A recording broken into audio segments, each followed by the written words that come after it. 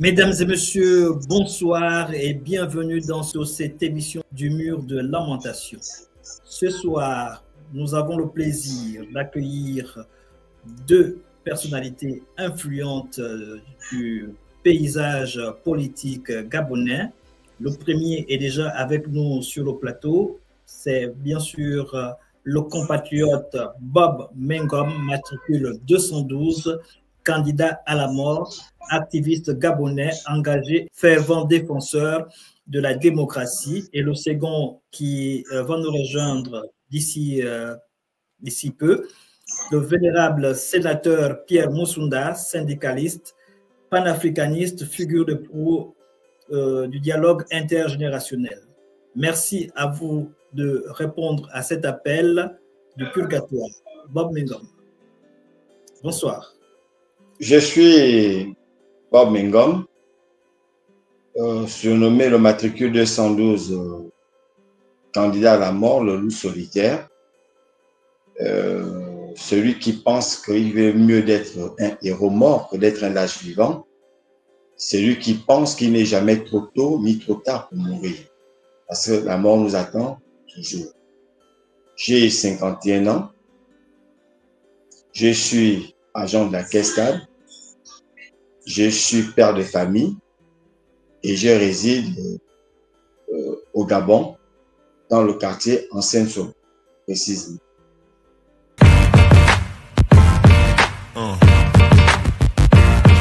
Yeah. Yeah.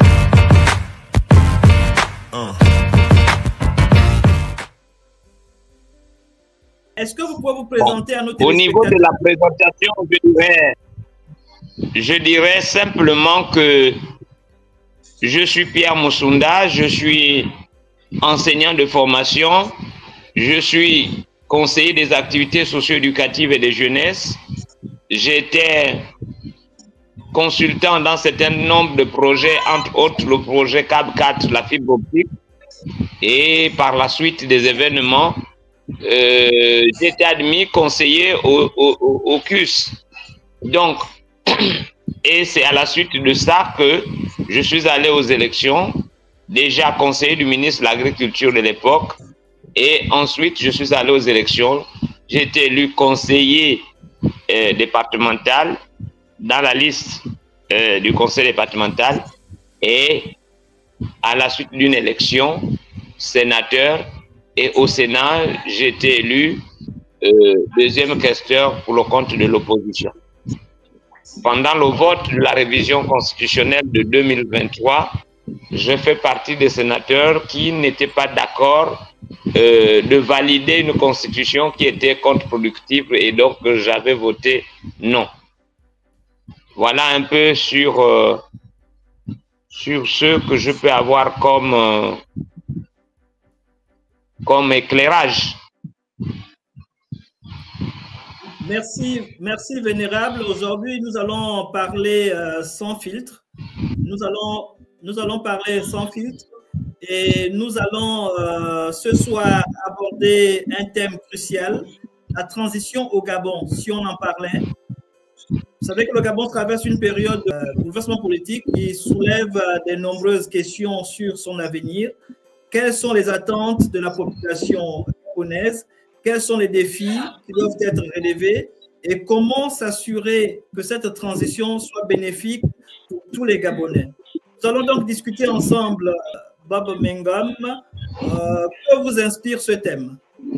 Merci. C'est une très bonne chose sur le thème que vous avez choisi. Ça va nous permettre d'en débattre sans tabou et en respectant les uns et les autres tout simplement. C'est ce que je peux dire pour le moment. Mais le thème était très bien choisi. Ok, merci Bob Mengom. Nous allons nous tourner du côté du vénérable Pierre Moussunda. Vous êtes connu pour votre sagesse et votre capacité à rassembler les différentes communautés, mais aussi pour vos prises de position. Quel est votre avis sur cette transition? Bien, nous avons salué ensemble le 30 août la transition politique parce que nous avons pensé que l'équipe d'Ali Bongo et tout ce qui était à la présidence devenait de plus en plus agaçant.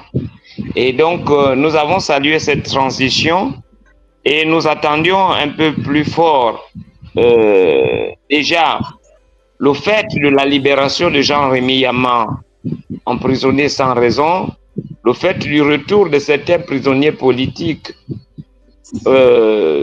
comme Séraphin Mundunga. Et donc, il y a eu quand même un signal fort qu'il faut reconnaître. Et le fait de cette inclusion qui a fait en sorte que ce soit la société civile, les partis politiques, les syndicats, se sont vus donner des responsabilités, par exemple, dans le Parlement de la transition. Et donc, nous avons salué une telle démarche et nous attendions que cette transition vienne effectivement restaurer les institutions. Et donc, à ce niveau, l'observateur politique qui est averti ou pas essaie de regarder à quel niveau les choses sont restaurées ou restaurables. Par rapport à la restauration des institutions, nous aurions pensé peut-être avoir un peu mieux, surtout au niveau de l'équilibre de l'appareil judiciaire dans notre pays. Donc, souvenez-vous que c'est une décision politique qui amène Jean-Rémy Yama en prison et c'est une décision politique qui le fait sortir de la prison. Non, dans un état de droit, normalement, il revient à la justice de faire son travail. Et donc, quand il y a équilibre de pouvoir, et lorsque la justice a un rôle à jouer, sans qu'il y ait peut-être une main noire derrière, et c'est cette restauration que les citoyens attendent jusqu'à maintenant. Bob Mengom, par rapport à cette restauration, par rapport à la transition, le vénérable Pierre Musunda disait déjà qu'en fait, voilà, on a salué de demain la libération des prisonniers politiques. Quel est votre avis par rapport à cette restauration et pourquoi est-ce que, selon vous, Kelly Ondo n'est toujours pas libéré? Bon, il faut d'abord commencer par le commencement. Il y a eu un soi-disant coup d'État, entre guillemets, un coup d'État auquel je n'ai jamais cru en tant que tel. Les gens estiment que le coup d'État était salutaire parce que ce sont plus les Bongos qui sont au pouvoir. Mais j'ai dit ce sont toujours les Bongos. N'oublions pas que le pouvoir a toujours été concentré dans le Haut-Ogooué. Et Bongoville a toujours été le pouvoir politique. Ngoni a toujours été le pouvoir militaire. Parce que Bongoville, c'est côté paternel, et Ngoni, c'est côté maternel. Aujourd'hui, on se retrouve le côté maternel, la branche armée du pouvoir qui se retrouve, et du renseignement qui se retrouve aujourd'hui à la tête de l'État. Donc, ils sont devenus juges et partis. Ce n'est pas le fait que le prince de béton ne s'appelle pas Bongo, mais qui veut dire qu'il ne soit pas un Bongo. C'est d'abord ce qu'il faut retenir. Donc, j'étais déjà, je ne croyais pas tellement à cette transition. Mais, on va quand même reconnaître qu'il y a eu un coup d'État, même si ce n'est pas un coup d'État en tant que tel, mais c'est un coup d'État. Lorsqu'on renverse les institutions, c'est ce qu'on appelle un coup d'État et non un coup de libération comme certains veulent nous le vendre. Pour venir sur les cas des prisonniers politiques, ça ne sort pas de ma bouche, ça sort de la bouche du prince de béton en disant que tous les prisonniers politiques doivent sortir. Tous les prisonniers politiques. Mais je constate malheureusement que Kelly Ondor, le lieutenant qui est un vaillant soldat, qui a tenté de libérer réellement ce pays, au même titre, soi-disant que le prince de béton, se retrouve toujours en prison. Mieux, ils sont du même corps. Et même encore, on ne peut même pas dire du même corps, puisque le prince de béton, réellement, n'est pas de la GR. C'est un béret noir. Après ça, parce que c'est les bérets noirs qui l'ont envoyé au Maroc. C'est à son retour du Maroc que Ngari,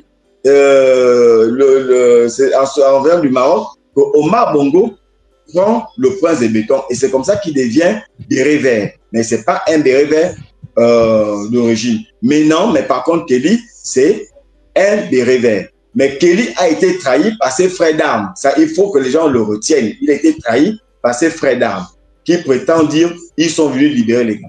S'il y avait une personne qu'on devait d'abord commencer par libérer, c'était Kelly Ondor.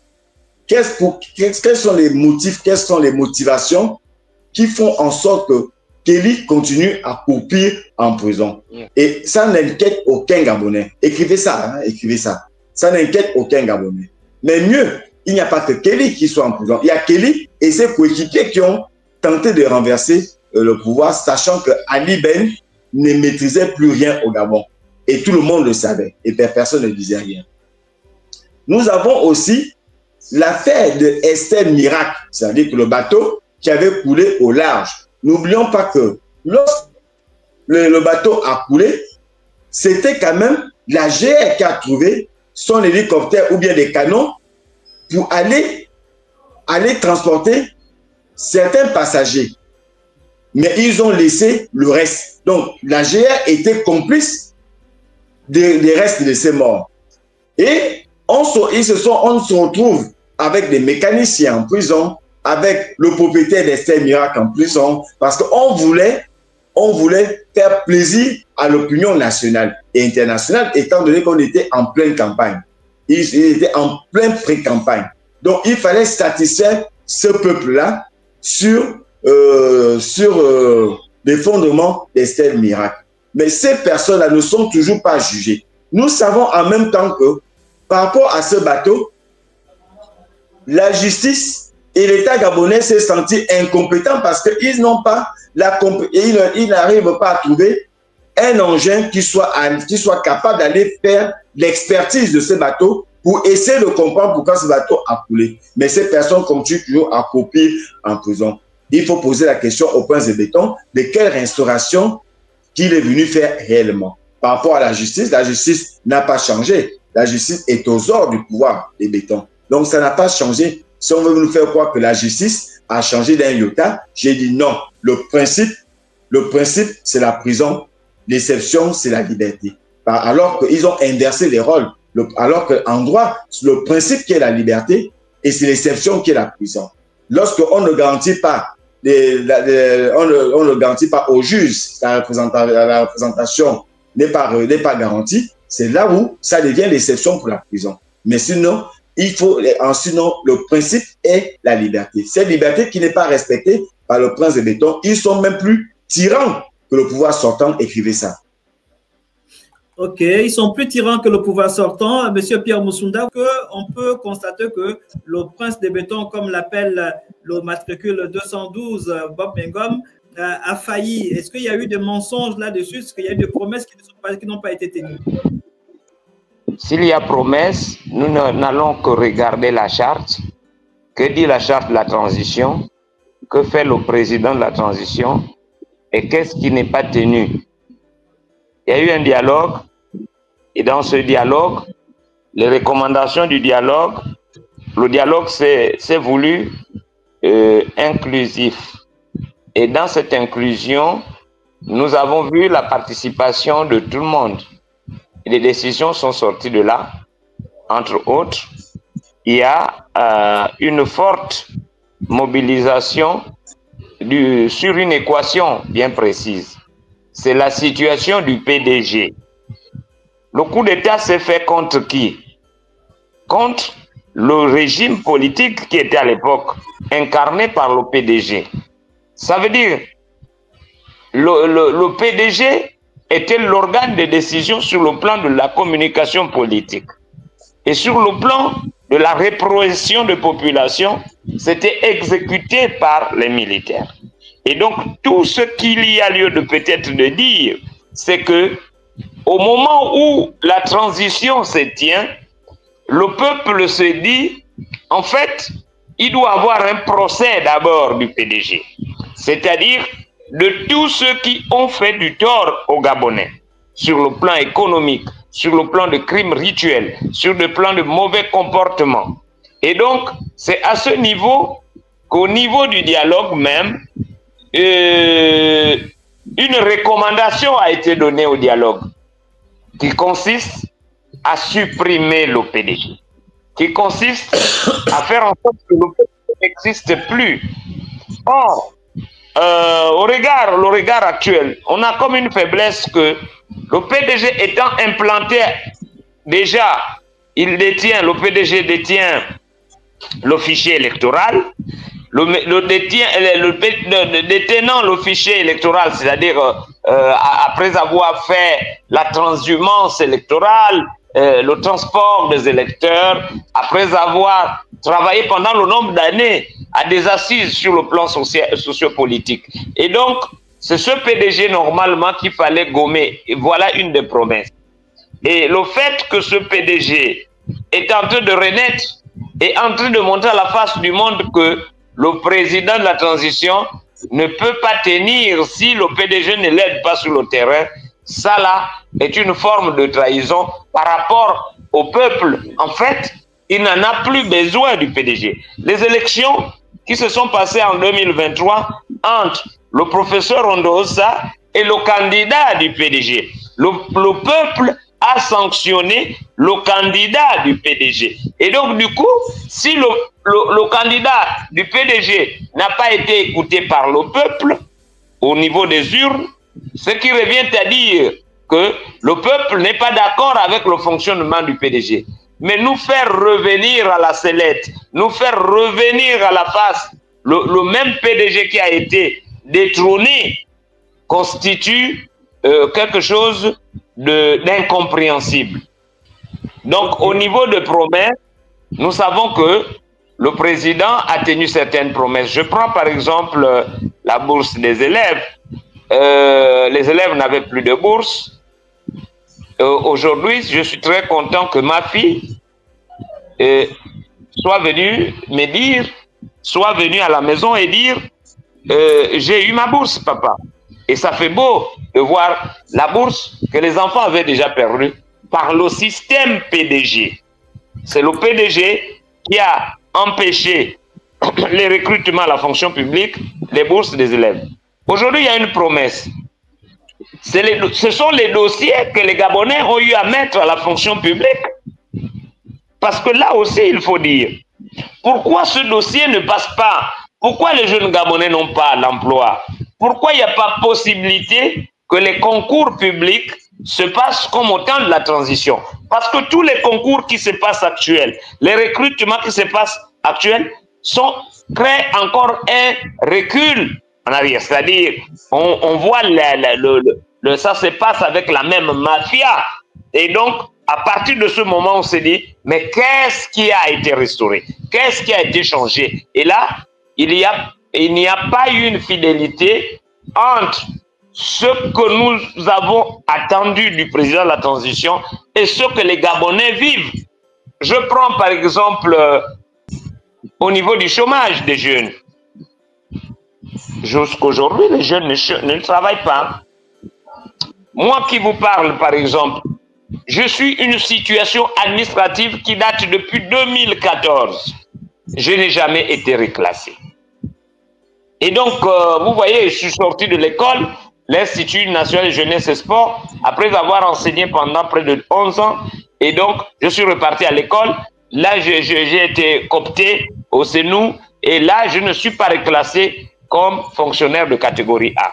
Vous voyez que ce sont des situations qui sont précises, claires, et ce ne sont pas des histoires à raconter. Or, on a les mêmes sbires qui font le même chantage, qui sont autour du président de la République, pas pour faire ce que les Gabonais veulent, mais pour distraire le président et ne rien faire. Le président a besoin d'être entouré de gens sérieux et honnêtes. Or, j'ai comme l'impression que les choses ne marchent pas parce que en fait, il n'y a pas le triomphe de la vérité. Et il n'y a pas le rendu entre ce que les Gabonais attendent et la réalité sur le terrain. Je prends un exemple. Les 7 milliards qu'on a donnés aux doyens politiques, qu'on nous fasse le bilan. Où sont partis les 7 milliards? qu'est-ce que les 7 milliards ont réalisé? Nous avons toujours des quartiers. Nous avons une volonté de voir quand même des routes en train d'être travaillées. Moi, je suis dans la zone quand je sors, je vois la zone de Bambochine. On est en train de faire un effort dans ce sens. La zone Montalier où j'habite, effectivement, les pavés sont restés par une société appelée Thales, qui appartient je ne sais à qui. Et donc cette route, depuis l'école, la nouvelle école, jusqu'à la sortie de Bambochine, cette route est restée délabrée, les pavés sont restés comme ça. Et donc, il y a comme pas vraiment une suite logique entre ce que le peuple attend et la réalité de terrain. Voilà, bon, ben comme on est de genre rentré de plein pied sur le dialogue national inclusif, dont les recommandations du dialogue national, et déjà le vénérable Pierre Musunda disait qu'il y a eu certaines promesses qui ont été tenues, notamment les bourses, et également d'autres qui n'ont pas été tenues. On a également vu le retour des pédégistes. Il a également parlé du dossier des Gabonais, donc des Gabonais, du chômage. Et on voit également qu'il y a un détournement abyssal de deniers publics. Que dites-vous par rapport à cela? Bon, je pense que le vénérable a pratiquement tout dit, mais il a peut-être oublié de dire que dans les recommandations du dialogue, la base française avait été énumérée qu'elle devait partir du Gabon. Parce que le problème du Gabon n'est pas que les Gabonais eux-mêmes, mais c'est aussi la France qui est une épine dans les pieds des Gabonais. Ça, il ne faut pas que les gens l'oublient, il faut que les gens l'inscrivent, il faut que les gens le retiennent définitivement. Il n'y a pas que le problème du PDG qu'il fallait éradiquer, qu'il fallait sanctionner, mais il faut retenir que les bases françaises sont aussi parties, devaient déménager du Gabon. Parce qu'ils ne nous servent à rien en dehors de nous garder en captivité. Et retenir que qui tient le renseignement au Gabon? C'est d'abord les Français. Donc, c'est les Français qui tiennent l'économie gabonaise. Donc, ce sont eux qui sont à la manœuvre jusqu'à preuve du contraire. Concernant le PDG, mais le prince de béton, c'est d'abord un PDGiste, qu'on le veuille ou pas. Citez-moi un seul commandant en chef que sa femme n'ait pas été au PDG. Ce sont des PDGistes en treillis qu'on interdisait seulement de faire la politique ouvertement, mais c'était des PDGistes. C'est la même manière que Marie-Madeleine Boulanzo n'était pas au PDG de manière officielle, mais officieusement, elle défendait les intérêts du PDG parce qu'elle était PDGiste par essence. Donc ça, il faut le retenir. Maintenant, par rapport aux routes, oui, on voit le béton par-ci et là, mais quelle qualité de béton? Oui, il fait du béton. Moi, je reste à l'ancienne sur moi. Ce béton ressemble à quoi? C'est du béton, d'accord. Ça va tenir combien de temps? On va nous dire c'est le béton. Il a réalisé. Oui, il a réalisé. Mais est-ce que les sociétés là ont bien réalisé leur travail? Est-ce que même d'abord, les travaux publics, le ministère des Travaux publics vérifie les travaux faits par ces sociétés qui leur appartiennent d'ailleurs même? Mais non, par rapport au détournement. Mais écoute, aller et venir avec ces détournements, ils ont détourné des milliards, oui. Mais ils ont détourné certainement avec des râteaux. Mais ceux-là, en moins de 2 ans, sont tous milliardaires. Tous ceux qui sont membres du CTRI, écrivez ça. Tous ceux qui sont membres du CTRI sont tous des milliardaires. Il n'y a pas une personne qui ne soit pas des milliardaires. Et des gros voleurs d'ailleurs même. Je vous prends pour exemple, je ne vais pas citer les noms. Qu'est-ce qui est devenu les biens de toutes ces personnes qui ont été envoyés en prison? Mais ils se sont accaparés de leur maison, de leurs biens. C'est du vol. Ces biens n'appartiennent pas aux membres du CTRI, ça appartient à l'État gabonais parce que ça a été construit avec l'argent volé du contribuable gabonais. Mais ça n'inquiète personne. Où sont partis les milliards et les lingots d'or qu'on a retrouvés dans les maisons? Où est parti cet argent? C'est bien beau de venir qu'on vienne parler du PDG. Moi, je ne suis pas contre, en plus, encore que je n'ai jamais été au PDG. Je n'ai jamais été sympathisant du PDG. Je n'ai jamais été, je n'ai jamais même porté un t-shirt du PDG de peur qu'elle me donne les gars. Donc, quand je parle du PDG, moi, je suis une personne mieux placée. D'abord, je n'adhère aucune. Je ne suis ni franc-maçon, ni homosexuel. Donc, quand je parle de problème de ce pays, j'ai le droit d'en parler parce que je n'ai jamais adhéré à toutes ces choses-là, qui va à l'encontre de la morale, à l'encontre des intérêts des Gabounais. Donc, entre si on veut faire la comparaison, c'est vrai qu'on dit souvent comparaison n'est pas raison, entre ce que le prince de béton a réalisé et ce que le prince de béton a détourné avec ses amis, mais ce qu'ils ont détourné est beaucoup plus fort. Mais demandez au professeur Emery Tondosa, posez-lui la question.